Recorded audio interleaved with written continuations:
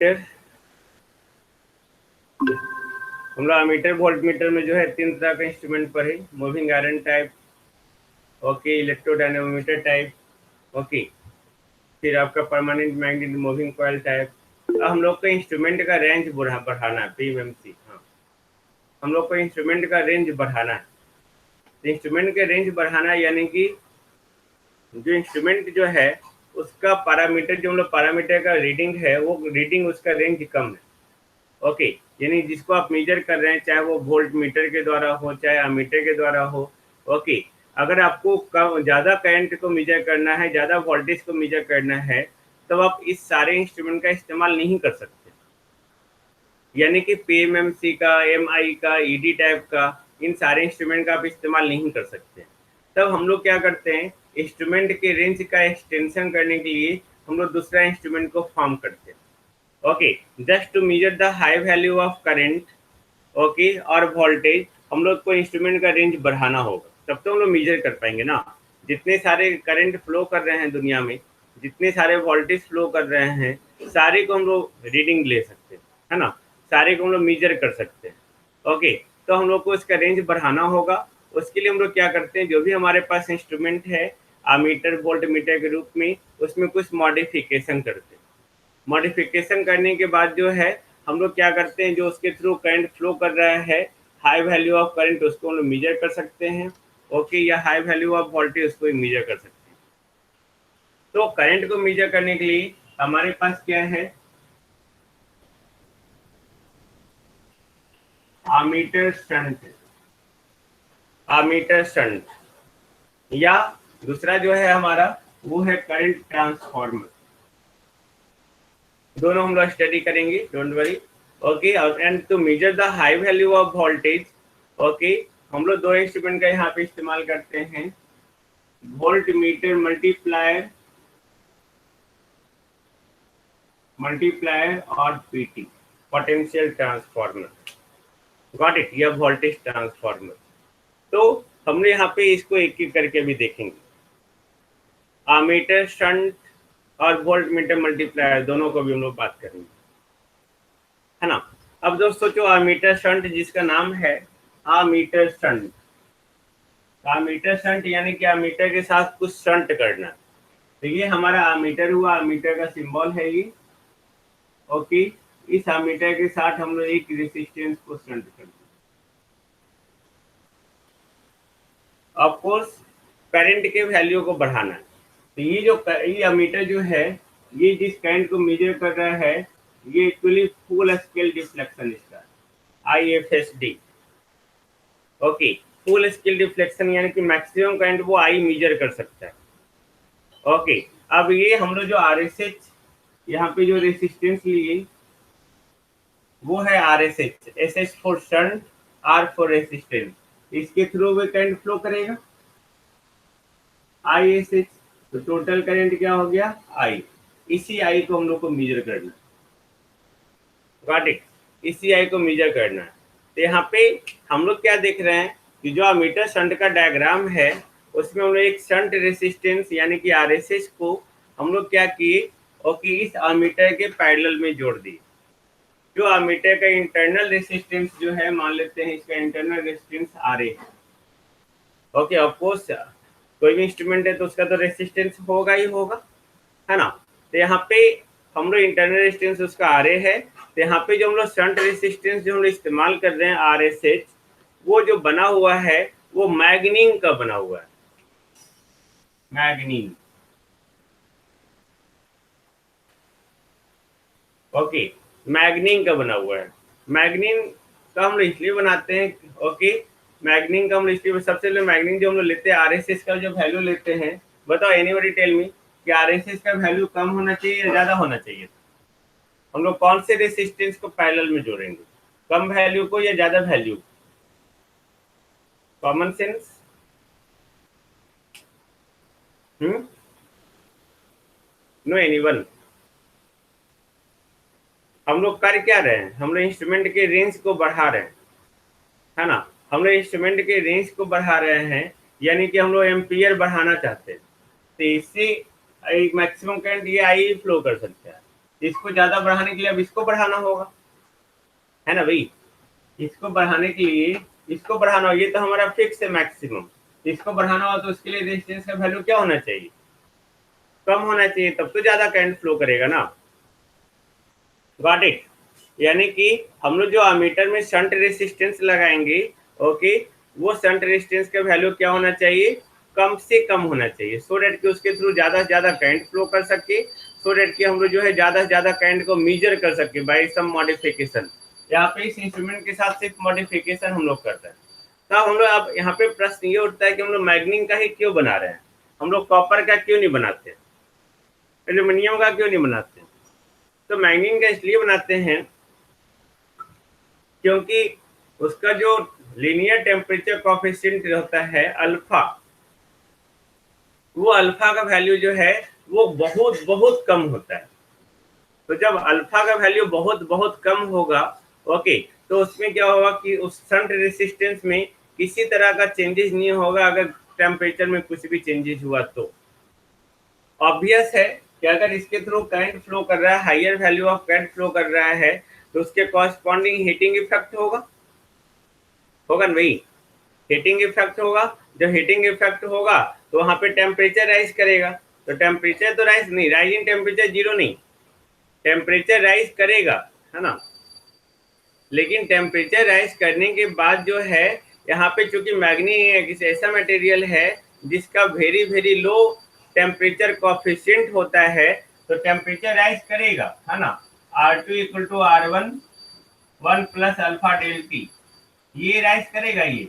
But इसका value बहुत बहुत कम होने के कारण जो है ये जितना भी राइज कर जाए उसके वैल्यू को ये क्या कर देगा, नेग्लेक्ट कर देगा। यही कारण है कि हम लोग ऐसे मटेरियल को क्या करते हैं, मैग्नीन से बनाते हैं। क्लियर है, अगर कोई पूछे तो आप बता सकते हैं। गॉट इट, कि मैग्नीन का जो है बहुत बहुत कम जो है टेम्परेचर कोफिशिएंट ऑफ रेसिस्टेंस होता है, इसलिए यहाँ पे किसी तरह का जो है शंट रेसिस्टेंस में चेंजेस नहीं होगा with the change in temperature. अब हम लोग जो है इंस्ट्रूमेंट का रेंज जो है, चूंकि हम लोग इंस्ट्रूमेंट का रेंज बढ़ा लिए, है ना, अमीटर का रेंज बढ़ा लिए, जो हमारा लिमिटेड था इस तरह से इस RSS को वैल्यू को ऐड करके पैरेलल में, है ना। तो यहाँ पे अब ये करंट जो हो गया वो हमारा है वो I इक्वल टू ये I प्लस ISH है। आई थिंक कोई प्रॉब्लम नहीं, मैं यहाँ पे अब यहाँ मैथमेटिकल एनालिसिस कर रहा हूँ कि किस तरह से हम लोग करंट को मेजर करेंगे कैपिटल I को। Got it. तो यहाँ पे हम लोग अमीटर के रेंज को बढ़ाने के लिए हम लोग जो यहाँ पे कंसीडर किए, या to measure the high value of current हम लोग क्या किए, एक शंट रेसिस्टेंस जिसका वैल्यू बहुत बहुत कम है उसको अमीटर के साथ पैरेलल में जोड़ दिए। ये शंट रेसिस्टर जो है किस मटेरियल का बना हुआ है, वो मैग्नीन का बना हुआ है ना। तो आप याद रखेंगे ये I जो है अंडर मेजरमेंट है, ओके। ये I जो है वो फुल स्केल डिफ्लेक्शन, यानी कि इस अमीटर के थ्रू मैक्सिमम करंट इतना ही फ्लो कर सकता है, ओके। ये ISH जो है इसके थ्रू करंट है ISH, और ये RSH इसका जो है शंट रेसिस्टेंस है, और RA इसका इंटरनल रेसिस्टेंस है। अब सोचो दोनों जब पैरेलल में जुड़ा हुआ है तो I into RA equal to ISH into RSH होगा, वोल्टेज सेम। अगर पैरेलल में जुड़ा हुआ है तो लिख सकते हैं ना, हम लोग लिख सकते हैं, है ना। दोनों के अक्रॉस जो वोल्टेज होगा वो सेम होगा पैरेलल में होने के कारण, नहीं होगा भाई, जस्ट राइट प्लीज, ओके होगा।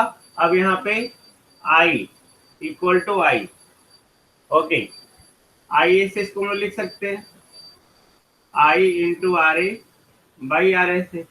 ISH को हम लोग गायब कर दिए, है ना, क्योंकि हम लोग को जो मेजर करना है, ओके, इसको मेजर करना, और ये हम लोग को पता है, इससे हमको कोई मतलब नहीं, ये पता है।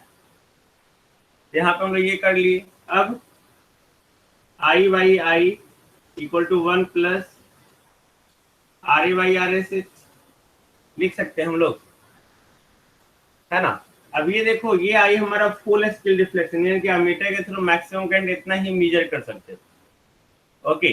तो मैक्सिमम करंट इतना ही मेजर कर सकते थे, और मेजर करना है इसको, तो I बाई I को हम लोग लिखते हैं N, that is the multiplying factor, कि कितना ज्यादा मल्टीप्लाई है। जैसे ये मान लेते हैं 2 एम्पियर को मेजर कर सकता है, और हम लोग को 50 एम्पियर मेजर करना है, तो मल्टीप्लाइंग फैक्टर कितना हो गया, 25। Got it. यानी कि 25 टाइम्स मोर करंट को हम लोग को मेजर करना है। तो हम लोग इसको लिखते हैं मल्टीप्लाइंग फैक्टर, है ना, n equal to multiplying factor 1 plus R A by R S H. Got it. तो इससे हम लोग क्या कर लिए, आर एस एच का वैल्यू निकाल लिए कि कौन से रेसिस्टेंस को ऐड करना है। तो n minus 1 equal to R A by R S H, then R S H equal to R A by n minus 1। Okay, यानी कि आपका रेसिस्टेंस का वैल्यू कितना होना चाहिए, ये कौन बताएगा कि आपको कितना ज्यादा करंट मेजर करना है। जैसे यहाँ पे 25 टाइम्स ज्यादा है तो 25 माइनस 1, ओके 24, और ये अमीटर का इंटरनल रेजिस्टेंस। तो इंटरनल रेजिस्टेंस पे 24 से डिवाइड करेंगे तो उतना ज्यादा रेजिस्टेंस का वैल्यू जो है हम लोग को आरएसएस लगाना होगा। क्लियर है ना। तो यहाँ पे एन जो है मल्टीप्लाइंग फैक्टर है। ओके, जो आपका रेशियो है, कौन सा रेशियो है, okay, current under measurement divided by, okay, divided by current with the full scale deflection. हम लोग लिख सकते हैं, टेल मी। सर एक बार और सर उधर एन वाला बता दीजिए सर। एन वाला, हाँ एन वाला यही है बाबू, एन कुछ नहीं है, ये आई बाई आई है बस, है ना। मल्टीप्लाइंग फैक्टर ये हमारा पता है करंट जितना मीटर मेजर कर सकता है, ओके, और ये जो है जिसको मेजर करना है वो पता है, यस 50 एम्पियर को मेजर करना है वो पता है, और जितना मेजर करना है ये पता है। यस ओके, तो इस तरह से हम लोग मीटर के रेस को बढ़ा सकते हैं। Yes got it. Same condition में हम लोग जो है, आप जो है वोल्ट मीटर मल्टीप्लायर का करना मैं आपको समझा देता हूँ। ओके, आई थिंक इसमें कोई प्रॉब्लम नहीं है। जो वोल्ट मीटर मल्टीप्लायर है,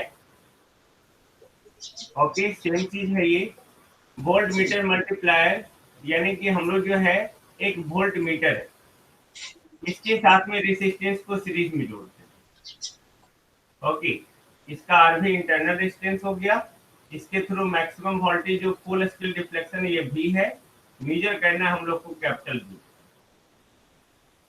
ओके, तो हम लोग सीरीज में रेसिस्टेंस लगाएंगे तो कैपिटल भी मेजर कर लेंगे। नहीं, इसके थ्रू करंट आई फ्लो कर रहा है, ये मान लेते हैं आर ए सी। ओके, तो सेम कंडीशन है, जिस तरह से करंट को बढ़ाने के लिए हम लोग पैरेलल में बढ़ाया, ऑफकोर्स जितना पैरेलल में पाथ बढ़ाएंगे उतना करंट का वैल्यू बढ़ेगा। ओके, और जितना सीरीज में आप जो है एलिमेंट जोड़ेंगे उतना ज्यादा वोल्टेज का वैल्यू बढ़ेगा। ये सब जानते हैं आप लोग, जानते हैं ना भाई। तो हम लोग उस तरह से जो है, हम लोग जो वोल्ट मीटर का मल्टीप्लायर देख रहे हैं, हम लोग क्या करते हैं, एक सीरीज रेजिस्टेंस को सीरीज में जोड़ते हैं। अब बताओ इस आरएसी का वैल्यू ज्यादा होना चाहिए या कम होना चाहिए, टेल मी। इस आरएसी का वैल्यू ज्यादा होना चाहिए या कम होना चाहिए? ऑफ कोर्स ज्यादा होना चाहिए, क्योंकि वोल्टेज को बढ़ाना है हम लोग को, है ना। तो वोल्टेज जितना इसके क्रॉस लेना चाहते हैं उतना ज्यादा ये वोल्ट आरएसी का वैल्यू होगा। ये भी हमारा मैग्नीन का ही बना हुआ होगा, है ना, बट ये हाई वैल्यू ऑफ रेसिस्टेंस होगा। तो याद रखेंगे, वोल्ट मीटर में वोल्टेज को बढ़ाना है तो रेजिस्टेंस को सीरीज में जोड़े, क्योंकि वोल्टेज को ज्यादा से ज्यादा मेजर करना है तो ज्यादा रेजिस्टेंस लेते हैं। ओके, और मीटर में जो है करंट को बढ़ाना है तो करंट को बढ़ाने के लिए लो रेजिस्टेंस लेंगे और उसको पैरेलल में जोड़ेंगे। अब यहाँ पे ये जो भी है ये अंडर मेजरमेंट है, इसको मेजर करना है। और ये जो भी है, ओके, इसको हम इस तरह से लिख देते हैं, ये जो भी है, ओके, वो फुल स्केल डिफ्लेक्शन है, फुल स्केल डिफ्लेक्शन के साथ वोल्टेज है। ओके, तो इस कंडीशन में जो है यहाँ पे v बाई भी होगा हमारा multiplying factor, capital v by भी नहीं, इस हम लोग यहाँ पे निकाले I, capital I by I. Okay, आप लोग लिखो भाई, है ना। और यहाँ पे जो आर भी हमारे इंटरनल रेजिस्टेंस हो गया वोल्ट मीटर में, ये आई जो इसके थ्रू इंस्टेंटेनियस करंट हो गया। अब सोचो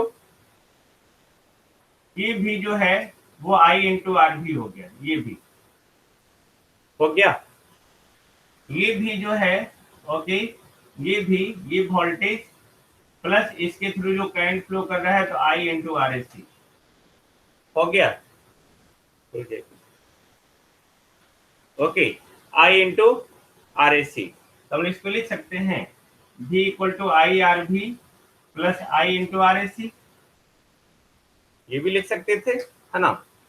ओके, इन दोनों को डिवाइड कर दीजिए, v बाई भी, यहाँ पे ये दोनों आई कॉमन हो गया, आर भी बाई आर भी प्लस RAC लिख सकते हैं।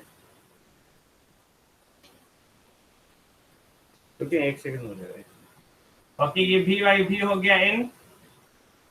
ओके, RV से नीचे डिवाइड कर दिए तो 1 प्लस RAC बाई RV लिख सकते हैं।